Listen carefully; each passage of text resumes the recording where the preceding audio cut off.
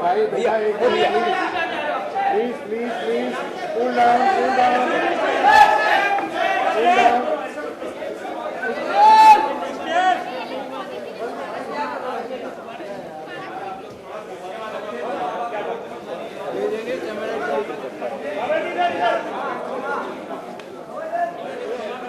चलो भाई हो गया हो गया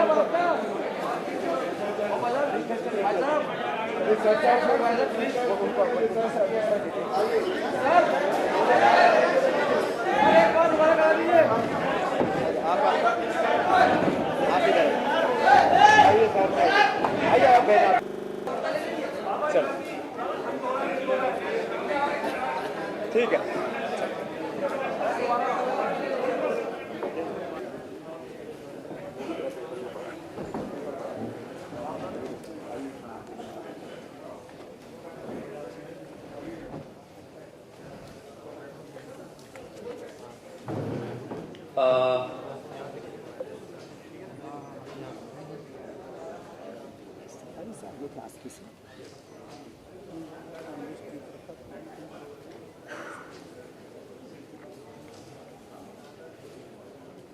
संसद में मुद्दा उठा,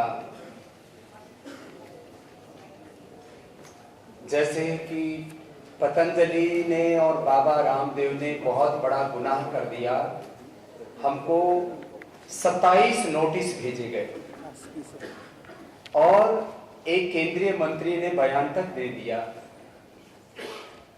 हम इस बात को आज पूरे देश के सामने मीडिया के माध्यम से कहना चाहते हैं कि पतंजलि ने कोई गुनाह नहीं किया जिसके लिए हमें 27 नोटिस दिए गए, अखबारों को प्रेस रिलीज दी गई और संसद तक बात चली गई। Advertisement standard council of India ASCI, उसको शॉर्ट में आस्की भी बोल देते हैं, आस्की को इतनी आस्की हो गई बाबा से, पतंजलि से, कि प्रेम पत्र दिए ही जा रहे। इनके ऊपर संज्ञान लिया। ये सारे कोर्ट के डिसीजंस हैं मेरे पास में, मुंबई हाई कोर्ट से लेकर के दिल्ली हाई कोर्ट और अलग अलग कोर्ट्स के। मैं इन्हीं कोर्ट्स के जो उन्होंने नोटिंग दी है उन्हीं को आपके बीच में कहना चाहता हूं कि ये आस्की जो कहती है कि पतंजलि के एडवर्टाइजमेंट सही नहीं है, ये भ्रामक है, ये देश में गलत प्रचार कर रहे हैं। ये आस्की से कोई आस्क करे, कोई पूछे कि गोरेपन की क्रीम लाखों करोड़ रुपए की बेच दी गई, तुम कहां सो रहे थे? ठंडा मतलब toilet cleaner, Coca Cola, Pepsi बेच करके देश के पूरी जवानी को ठंडा कर दिया, उनकी पूरी ताकत को निचोड़ करके रख दिया। आओ कुछ तूफानी करते हैं और थम्सअप में से तूफान निकालते हैं।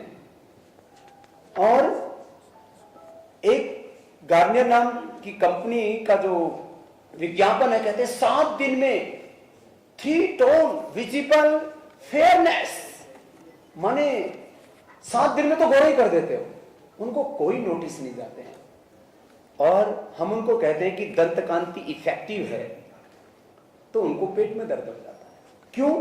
तो हमने पता किया, कोर्ट ने तो जो निर्णय दिए और उसमें इतनी गलत इनके ऊपर वर्डिंग यूज की है, मैं प्रेस में हिंदी में बोलने में थोड़ा शर्म आती है, अंग्रेजी में उसके 2 शब्द बोले गए, कैस्टिगेशन और चेस्टाइज, बहुत भद्दे गंदे शब्द हैं जो प्रयोग किए, कोर्ट के द्वारा प्रयोग किए गए।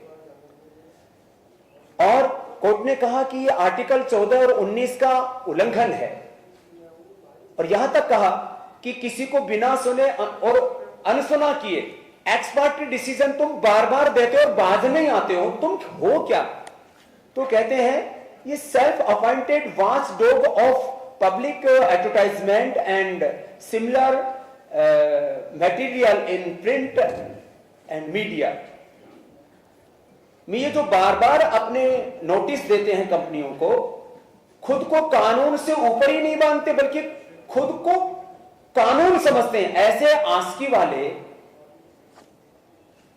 ये हैं क्या? तो उन्होंने कहा भाई तुम जो है कोई संवैधानिक संस्था नहीं हो, तुम खाली एक कंपनी हो और अपने कंपनी के मेंबर्स को तुम कोई भी एडवाइजरी जारी कर सकते हो। सवाल पूछे कि आपके खिलाफ तो कोर्ट ने ये डिसीजन दे रखे हैं, तुम हमसे सवाल पूछने वाले आस्की वाले कौन होते हो? तो बोलते हैं आप हमारे मेंबर बन जाओ। तुम्हारे मेंबर हम क्यों बन जाएं? रिटर्न में पत्र इसके लिए रिटर्न में उन्होंने हमको पत्र लिखा अभी 4 अगस्त को।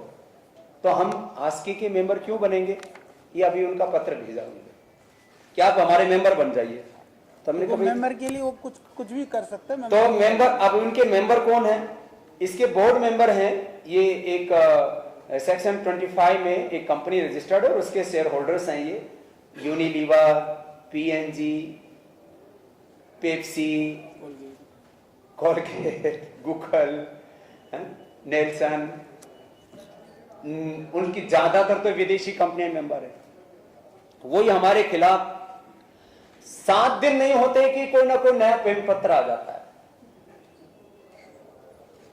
तो एक तो मैं ये कहना चाहता हूं कि हमने विज्ञापन में कोई अश्लीलता नहीं की, हमने विज्ञापन में कोई झूठ नहीं बोला, हमने विज्ञापन में किसी भी तरह से कोई भ्रम नहीं फैलाया। अब सच कहना यदि गुनाह है तो हम गुनहगार हैं और गुनाह हम बार बार करेंगे और मीडिया वालों से भी कहेंगे कि आपको भी आस्की से नहीं डरना चाहिए। और आस्की को अपनी संवैधानिकता, उसके क्या, उसकी लीगल आइडेंटिटी क्या है? वो खुद ही लीगल एक संस्था है जो अपने आप में ही सेल्फ रेगुलेशन बनी हुई है। और हम भारत सरकार को भी पत्र लिखेंगे और इस आस्की के खिलाफ हम मानहानि का मुकदमा भी करेंगे कि पतंजलि को बदनाम करने के लिए, उसके खिलाफ दुष्प्रचार करने के मानो सुपारी ली हुई आस्की ने।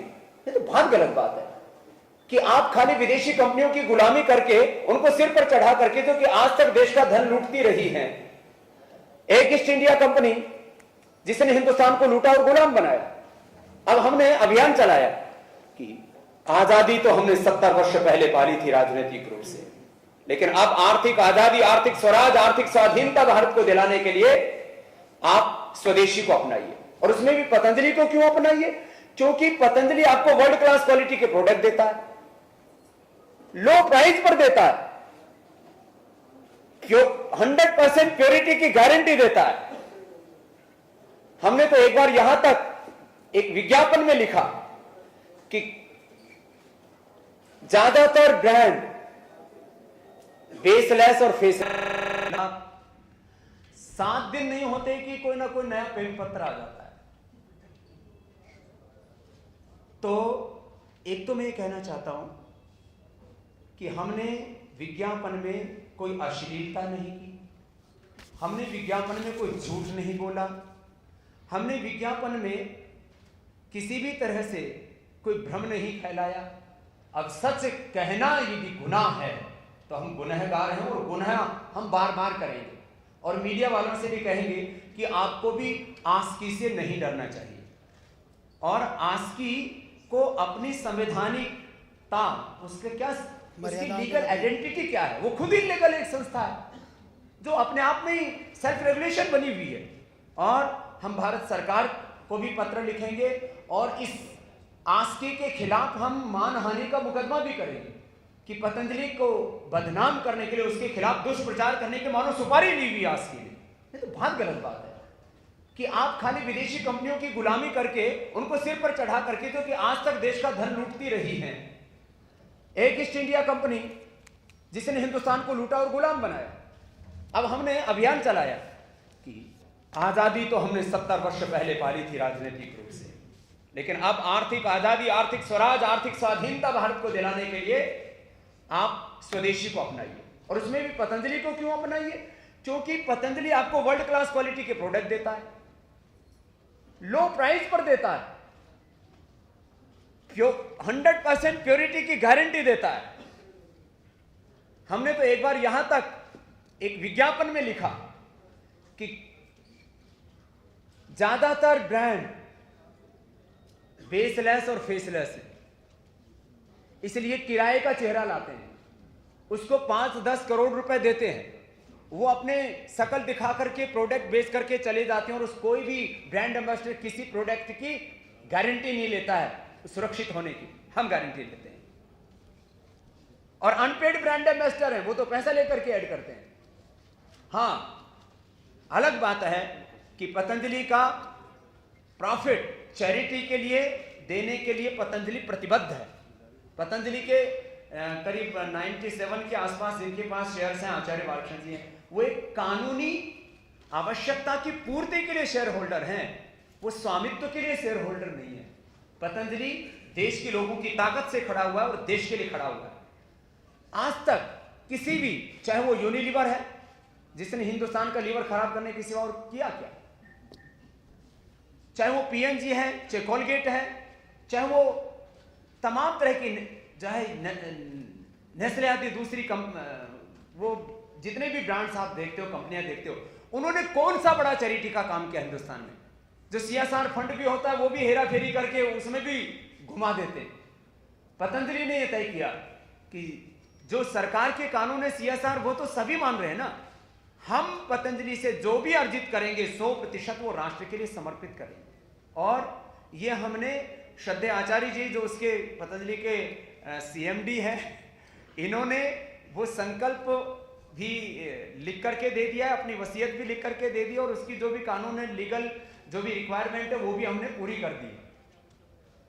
और अभी जो हमारे पास में और भविष्य में जो भी कुछ हमारे पास होगा 100% देश के लिए होगा। हाँ, कुछ थोड़े बहुत चैरिटी के काम करते हैं, कोलगेट वाले भी थोड़े बहुत चैरिटी के काम करते हैं, यूनिलीवर वाले भी, लेकिन कितने? 1-2 बच्चों की छात्रवृत्ति देते हैं।